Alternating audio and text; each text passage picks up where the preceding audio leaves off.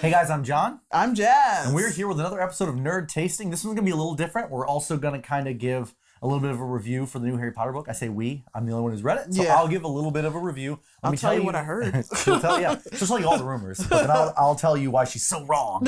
I'll go ahead and tell you now, I'm not going to give major spoilers. But there are probably things I will talk about that if you haven't read the book or seen the play, you don't know yet, so I'll say mild spoilers. I will not ruin this movie or this book for you. I won't take anything away. I won't tell you who the villain is, but I am going to do a little bit of talking. But before we get to that, or maybe I'll do it in the middle, we are also going to be tasting a recipe that Jaz made for us. Jaz, why don't you talk about what we're going to be doing here in honor of the new Harry Potter book? Well, in honor of the new Harry Potter book, I made last night some Butterbeer. And it could be drank cold or hot, but we wanted it to be cold because John's had the Butterbeer at Hogwarts in Florida, so that's the way that you had it when you were there. Yeah, right? They actually only offer you a cold there, but it's cold or frozen. Oh, okay. So there's like a cold beverage, or there's like the ice cream frozen version. And I didn't freeze ours, which that could have been cool. Like a slushy. Oh, yeah.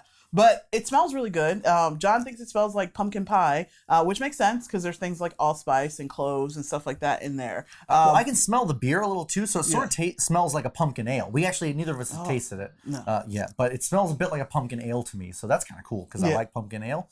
But they can be really good or really bad. Why don't you mention the local beer we use? Well, John suggested that we use Guinness, which is a stout, right? Yes, I'm right.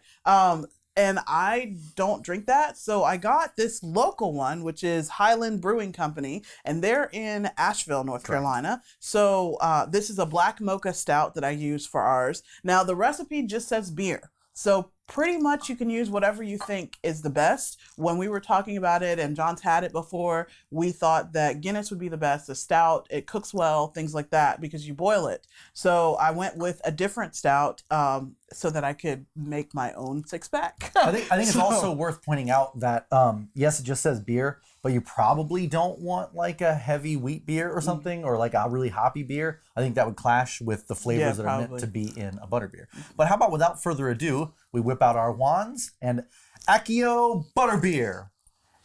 Accio Butterbeer. I'm magic. Aren't you magic? Yeah, let's try it again. Accio Butterbeer. It's working. Oh, it totally works. God, we're good at magic, Jaz. We'll fix that in post.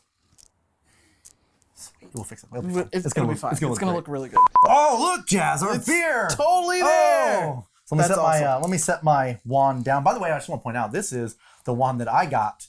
The first round of wands they did at Universal Studios Orlando were just like the characters' wands. But then later on, they were like, people are going to want wands that don't belong to Draco or Hermione or Harry. That feel like their own. And they only have a small selection of them, maybe like a half dozen or so, or maybe closer to 10.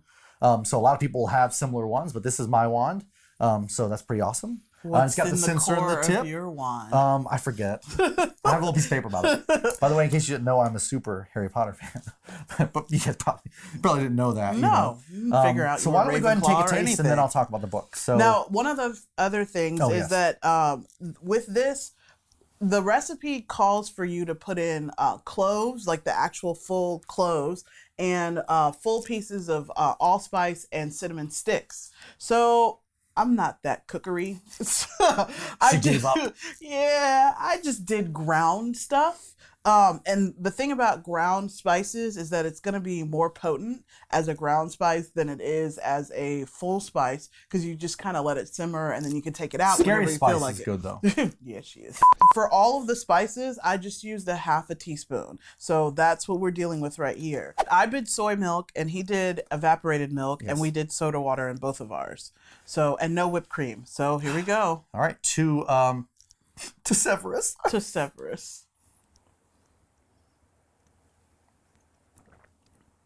It's not bad.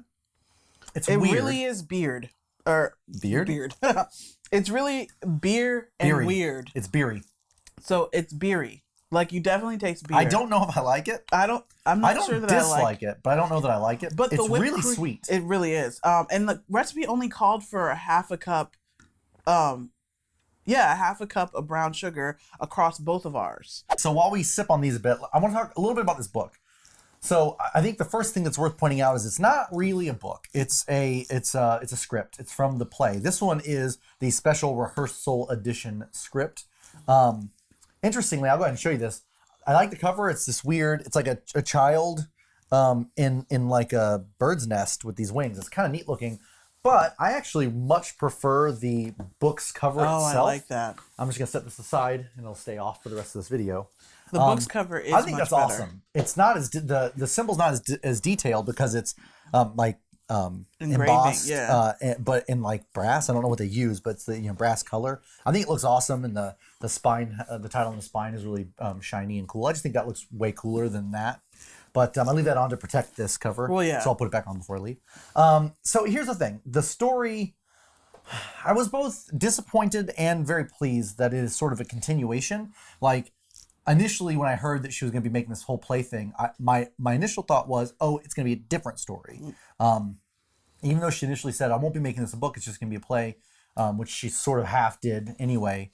She knew that we weren't going to let her get away with not giving it to us. Yeah, I suspected we'd wind up getting some sort of physical version. Well, because right now, at least, you can't see the play here. Yeah, it's only in London. So, yeah, I'd really appreciate the book. But I was kind of disappointed because I thought it was going to be a totally different story, but it really worked well for me. The thing that's most interesting about this book is it is simultaneously a prequel to the Harry Potter series and a sequel. So there's information It does flashbacks, and this is one of those mild spoilers. It's time travel plots throughout the book. So there's a lot of the main character. I mean, it sort of bounces around, but it primarily focuses on Harry's son, who you see at the end of the movies and the end of the books. Yeah. Albus Severus Potter, named after 2 Hogwarts headmasters, one of which was Slytherin, probably the bravest man I ever knew. Severus, of course, because duh. But so it centers on him primarily. Yeah.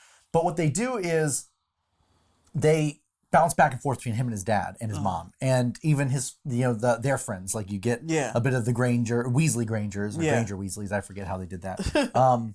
And it's really a lot of fun. And you get a lot of information about the characters. It's interesting. Ron's kind of this, like the opposite of an old curmudgeon. Like he's just like, he's the silly like uncle the kind of character. Yeah, he's just zany and kind of goofy. He seems like he would be the hippie. Yeah, he's a really interesting and fun character. My biggest complaint, aside from the fact that this isn't in pure novel form, my biggest complaint is you start off basically Albus, where the movie leaves off, or the books leave off. Albus Severus is worried, what if I get put in Slytherin? He's like, they don't tell you this, but you can kind of choose. I said not Slytherin. I got Gryffindor. So just make sure the hat knows that you don't want to be in Slytherin. And the boy, he's all like, okay, good. Well, here's a slightly more mild spoiler, or less mild spoiler. He does get in Slytherin.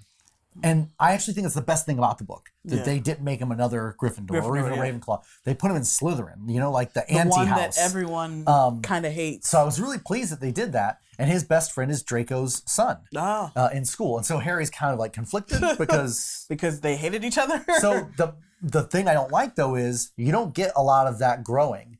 The book suddenly, or the play, and I got to imagine this works on stage, but it doesn't really work here.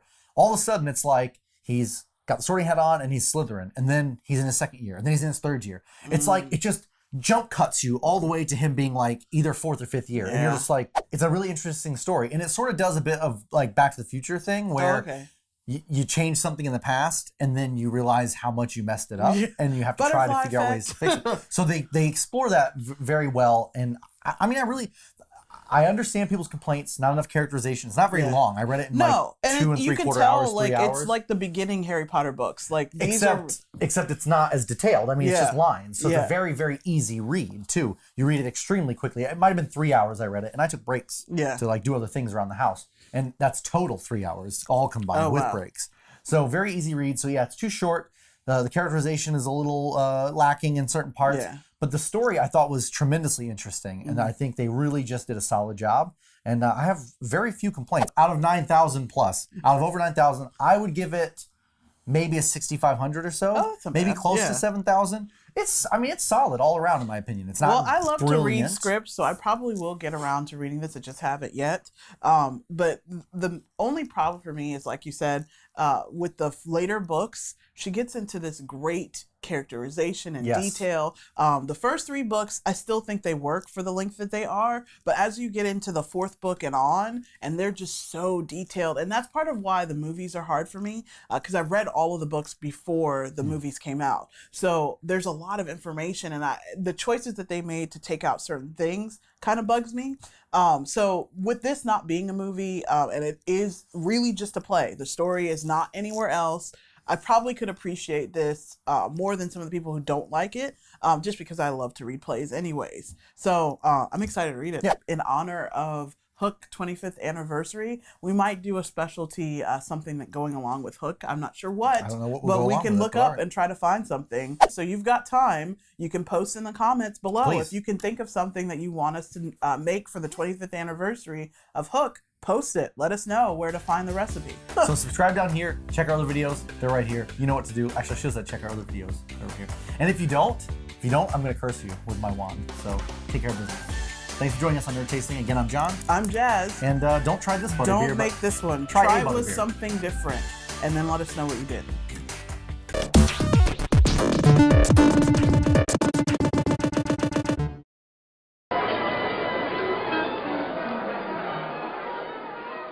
Whispered repetition. Catchphrase.